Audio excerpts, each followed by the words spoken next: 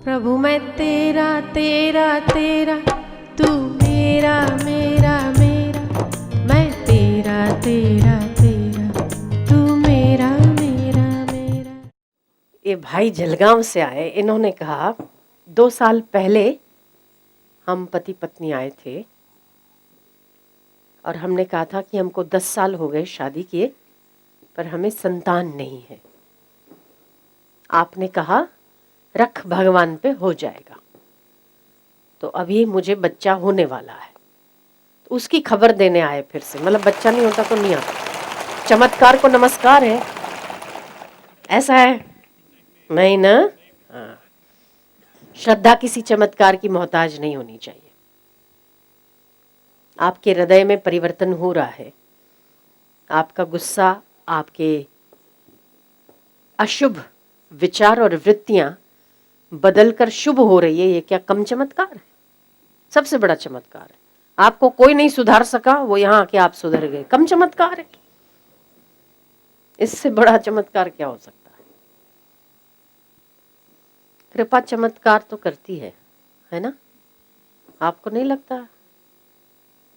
आशीर्वाद मिले और कृपा मिले तो जो काम कई सालों से नहीं हुए वो काम कुछ घंटों कुछ मिनटों में हो जाते हैं, है ना?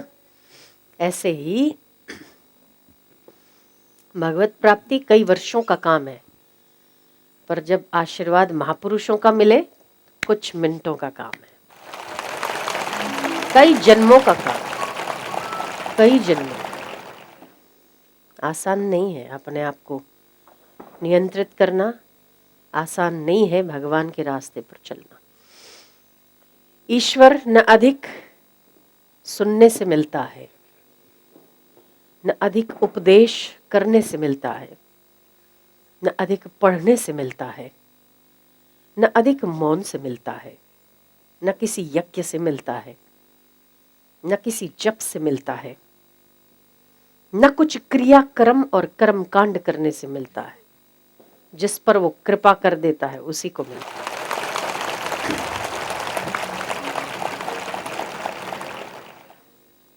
कृपा बहुत आवश्यक है। कृपा अगर लौकिक जगत के काम संवार सकती है तो कृपा पारलौकिक जगत के काम भी संवार सकती है। भगवान बोलते हैं सहजोबाई से कि कुछ मांग। क्या मांगना चाहती है? बोले तू क्या देगा मेरे को? मेरा गुरु तो यूं ही सबकी झोली में डाल देता है तेरे को पकड़ पकड़ के। तू खुद दान है, मुझे क्या दान देगा?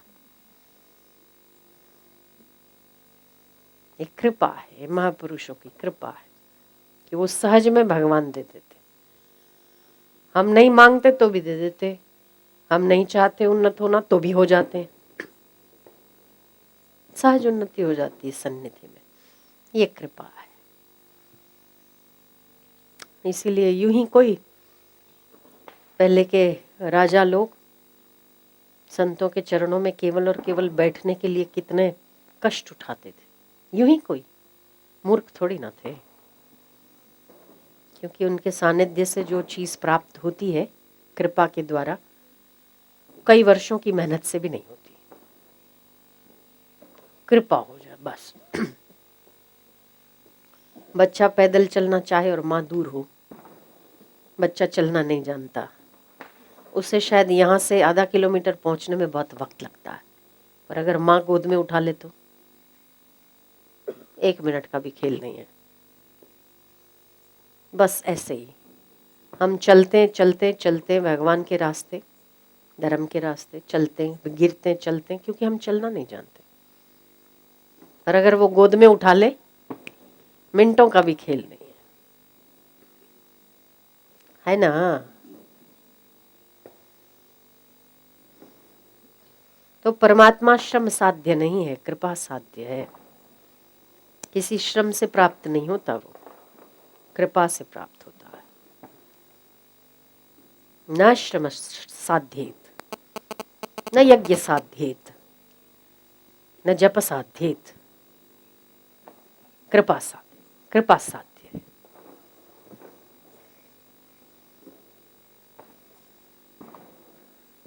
इसीलिए कृपा प्राप्त करते रहना चाहिए।